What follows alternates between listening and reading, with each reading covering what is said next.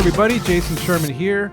In today's episode of Zero to CEO, I have with me CEO and founder of Mighty, Joshua Schwadron. Welcome to the show. Thanks so much for having me. Really great to be here. Cool. And this is an interesting episode. I see a lot of these billboards as I drive on the highway for injury lawyers. I see them all the time. And so we're going to talk about the number one enemy to those billboard lawyers. And here in Philly, there's this one that has kind of made a little bit of controversy. This lawyer posted one saying, "I'm your John," because here in Philly, John is a word, Jawn. It means anything, really. This guy wrote, "I'm your John." So like people have like criticized him in the media, like, why did you do that? So I just kind of thought it was kind of a funny anecdote. But I do want to ask, why personal injury lawyers? I mean, I'm guessing they put the billboards up because they're driving. People are driving. They see the number. But why do they use billboards specifically to advertise? And what is the number one enemy to them? Yeah. So one of the things that's really attracted me to this space is that personal injury helps the vulnerable when they're most vulnerable. And as such, the sort of services and products that should cater to them should be highly efficient, highly competitive, and continue to evolve in order to deliver them better and better outcomes. And in personal injury, every lawyer charges nearly the same price, which is a 33% contingency.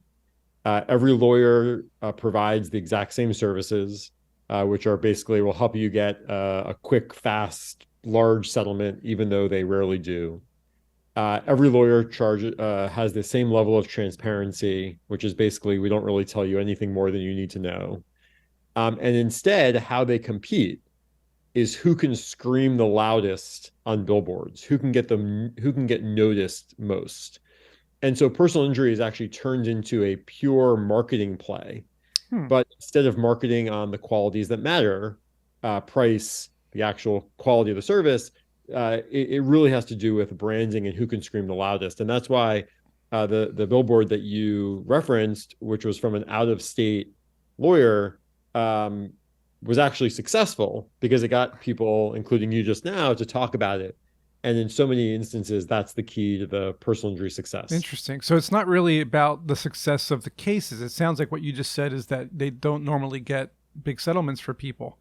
I thought it was the opposite. I thought that they were getting big settlements for people. You're saying they're not. Why is that? Yeah, so that's the perception that they want. They want people to feel like if they got injured, they just got a lottery ticket. And that's why so many people on the billboard say, we've settled this case. We settled a case for $3 million. First, that actually might be true, but it's 1 in 5,000.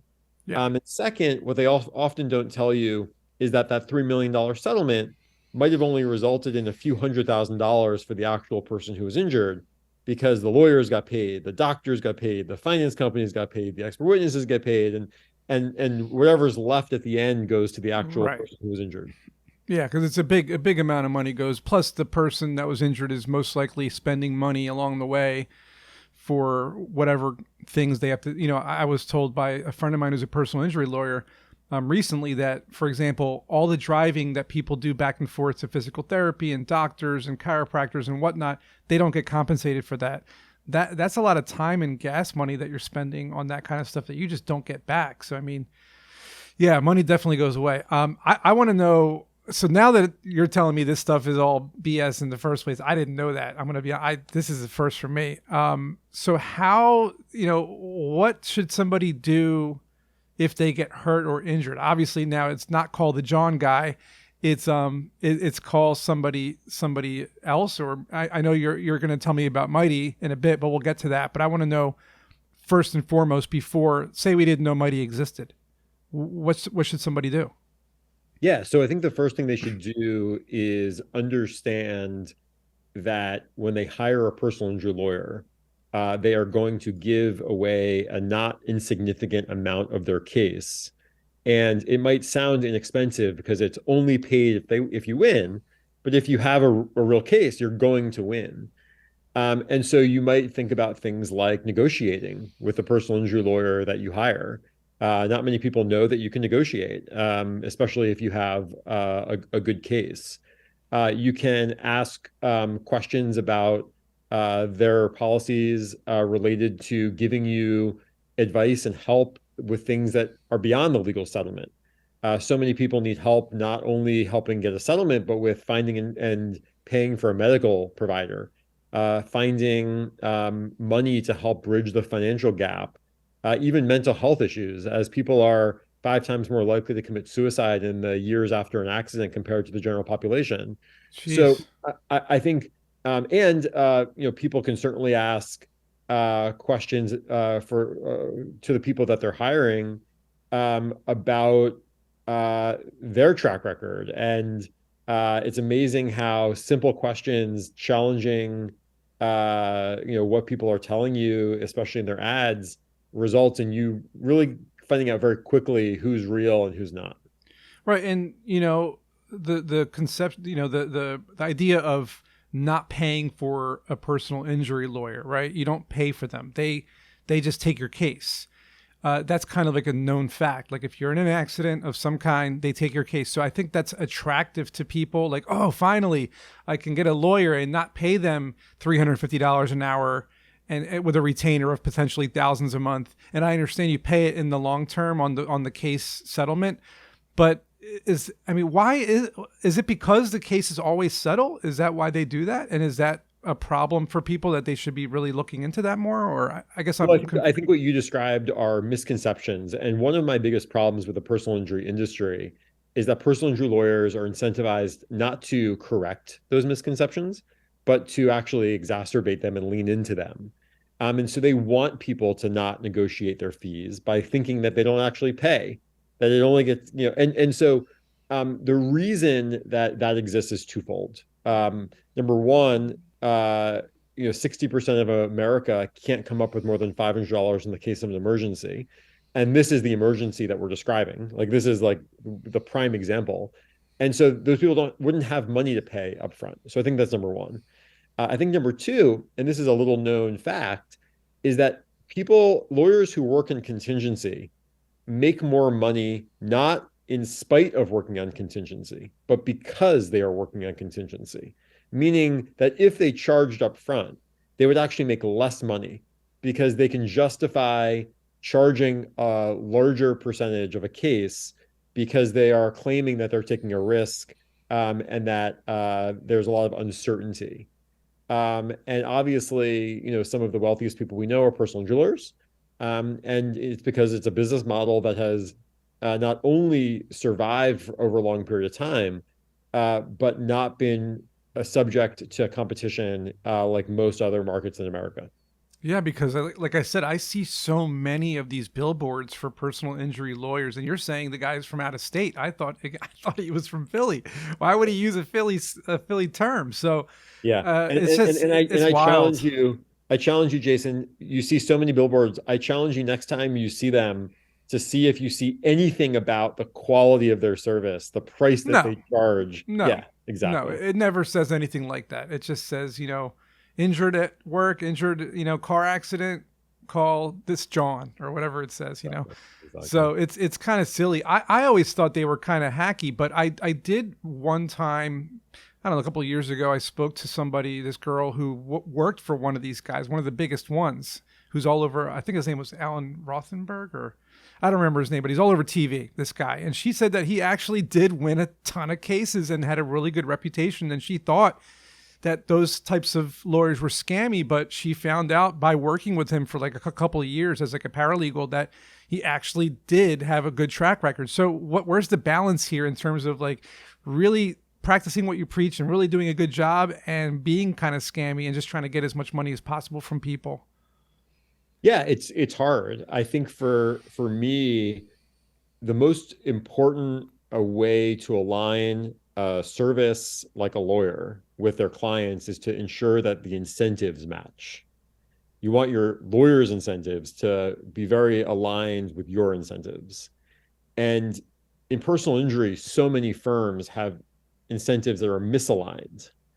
And so, with Mighty, which is my company, we have partnered with Mighty Law, which is a law firm that's independently owned, to imagine the incentives of personal injury, to make sure that the incentives of Mighty Law lawyers are aligned with the incentives of their clients.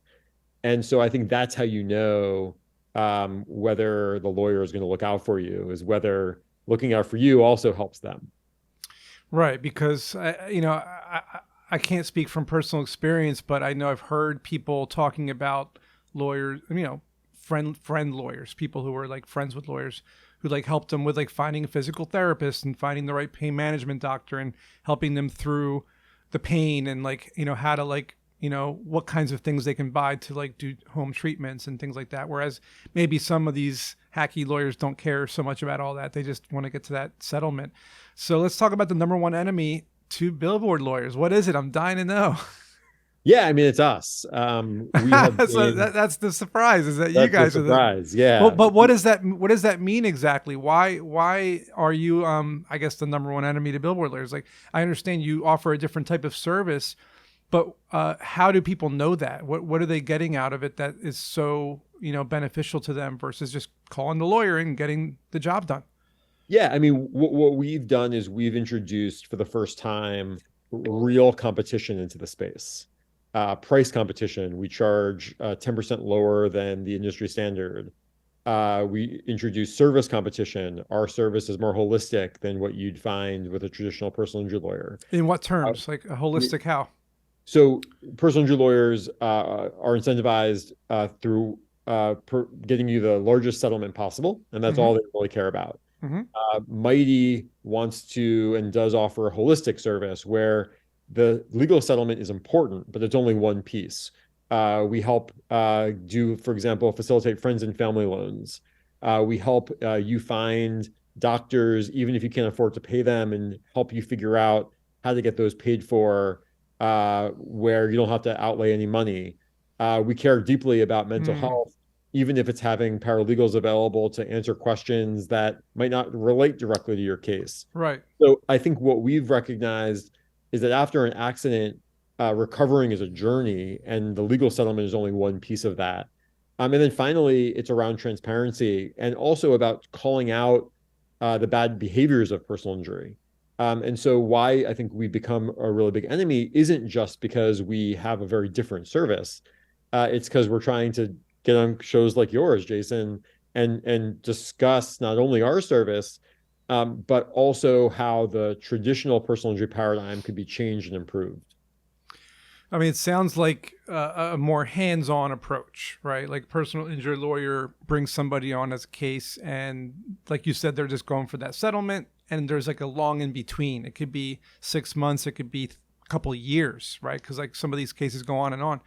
What happens in between? I mean, there's shock, right? There's pain, there's isolation and loneliness, there's potential physical damage where the person really can't have a normal life, and you're saying you guys kind of swoop in and help someone through all of those different things, more hands-on as kind of like a friend versus a lawyer. That's right. And I'll also just say one other thing. It's also, I think, a more aligned approach in that we do a lot of things. Like one example, just to get really concrete, is that if you sign with a personal injury lawyer, they own 33% of your case from day one. And that incentivizes them to stretch the truth in their advertising. With Mighty, you get 60 days of free legal services and free support before you have to commit, meaning you can cancel at any time. And that is to incentivize our team and our lawyers never to overpromise in advertising on intake calls. And we have so many things like that just change the incentive structure to benefit the consumer. Sounds amazing. Where can people get this Mighty approach? We also have the best domain name in all of personal injury. So it's just mighty.com. Oh, man. I don't know how you swung that one, but wow. Mighty.com, guys. Check it out if you need personal injury, holistic approach, more hands-on. I love it. Thanks, Joshua. This was awesome. And hopefully no one needs your service. But if they do, please go to mighty.com instead of those hack jobs on the personal billboards. Thanks again. And we'll see you guys in the next episode.